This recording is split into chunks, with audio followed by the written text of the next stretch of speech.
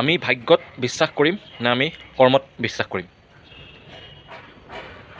প্ৰথম কথা হৈছে কৰ্মই ধৰ্ম, আমাৰ গীতাটো লিখা আছে। গতিকে কৰ্ম কৰিলেহে আমি ফল পাম। আৰু ভাগ্যখন হৈছে আমি লগত লৈ অহা বস্তু। আমি যেতিয়া আমাৰ জন্ম হয় তেতিয়া ভগৱানে, যেতিয়া বিধিয়ে আমাৰ ভাগ্যখন লিখি পঠিয়ায় যে তোৰ এনেকুৱা হ'ব, এইটো সময়ত এনেকুৱা হ'ব, এনেকুৱা হ'ব, তেনেকুৱা হ'ব। এতিয়া ভাগ্যখন বেয়া বুলি আজি যদি আমি একো নকৰাকৈ থাকোঁ তেন্তে আমাৰ অহাকাইলৈ আৰু বেয়া হ'ব। গতিকে ভাগ্যৰ ওপৰত বেছি নিৰ্ভৰশীল হ'ব নালাগে। ভাগ্যখন আমি সলনিও কৰিব পাৰোঁ। আমাৰ কঠোৰ চেষ্টা, আমাৰ আপ্ৰাণ চেষ্টা বলত আমি আমাৰ ভাগ্যখনো সলনি কৰিব পাৰোঁ। আমি কৰ্ম কৰি যাব লাগে। আমি এনেকুৱা কৰ্ম কৰিব লাগে যিটো কৰ্মৰ প্ৰতি আমাৰ আস্থা আছে, যিটো কৰ্মৰ প্ৰতি আমাৰ বিশ্বাস আছে, যিটো কৰ্ম কৰিবলৈ আমাৰ আত্মাই আমাক প্ৰেৰণা যোগায় যে এই কামটো কৰ আৰু এই কামটো কৰিলে তই আগবাঢ়িবি। গতিকে আমি কৰ্ম কৰি যাওঁ, আমি আগবাঢ়ি যাওঁ আৰু আমাৰ ভাগ্য তেনেকুৱাই হৈ যাব।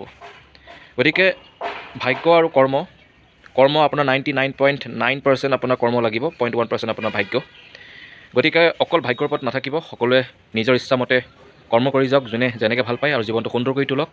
ভিডিঅ'বোৰ চাই যদি ভাল পায় তেন্তে লাইক কৰিব, শ্বেয়াৰ কৰিব, কমেণ্ট কৰিব আৰু যদি আপুনি চেনেলটো এতিয়ালৈকে ছাবস্ক্ৰাইব কৰা নাই তেন্তে ছাবস্ক্ৰাইব কৰক আৰু বেল আইকনটো প্ৰেছ কৰক। আকৌ লগ পাই থাকিম ভাল ভিডিঅ'ৰ সৈতে আৰু কাম কৰি যাওক। জয় আই অসম।